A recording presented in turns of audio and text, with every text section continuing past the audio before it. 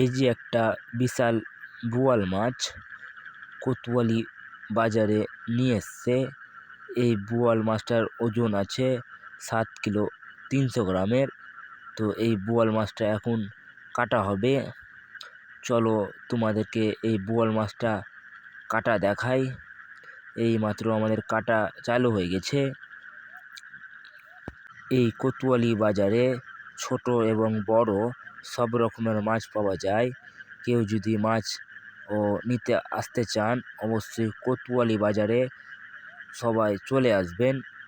আমাদের বাজার সকাল 6টা থেকে দুপুর 1টা পর্যন্ত খোলা থাকে। এখানে সব রকমের মাছ পাওয়া যায়।